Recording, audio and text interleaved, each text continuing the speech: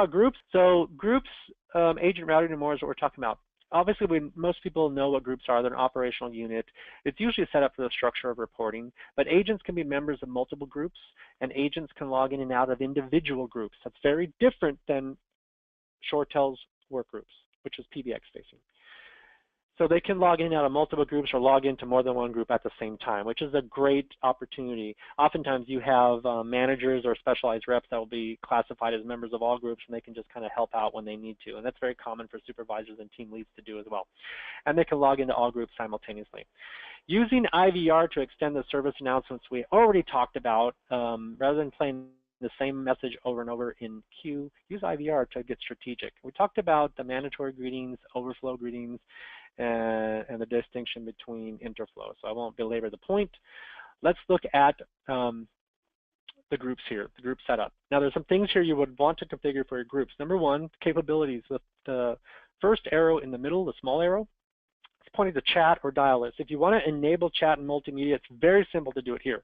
And down below you have your metrics again, like average speed of answer, short call threshold. So all the same things you saw at the IRN level are dictated here as well.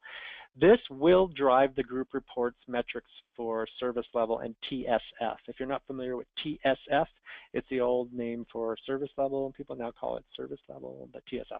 All right. Here, the Agents tab will have all your agents, members of the groups, and there's always more than one way to add agents. You can do them individually as agents, assign groups, or you can go to the group and just drop them in. Now, with the chat, there's a couple of parameters I want to point out. Right in the center there where that arrow is, the top parameter is inactivity timer. If you set this for 10 seconds, the system is going to say, if I'm having a web chat session with the client and there is 10 seconds of no dialogue, they will terminate the chat. Most people don't like to set that.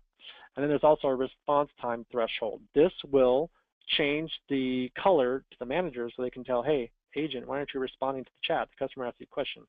There's also an email subject line, so you can have chats sent to email for cataloging purposes, and then you can see this append call profile. In the subject, you could say email received from, and then you can put call profile account number. It'll show the account number in the title. So it's just another way that the call profiles work towards your benefit.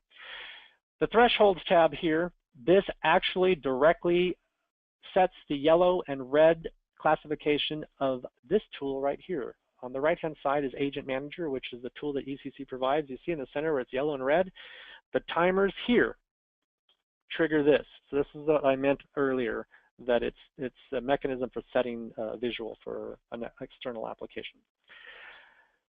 Lastly, there's a staffing schedule. I'm going to point this out just because it's there. The way the staffing schedule is supposed to work is that you fill in the parameters of how many agents should be required for a certain shift or schedule. And once you click off the schedule, then after collecting data for a period of time, the report will tell you how many agents over or under based on the activity. Now, this is not a true staffing scheduling workforce management tool.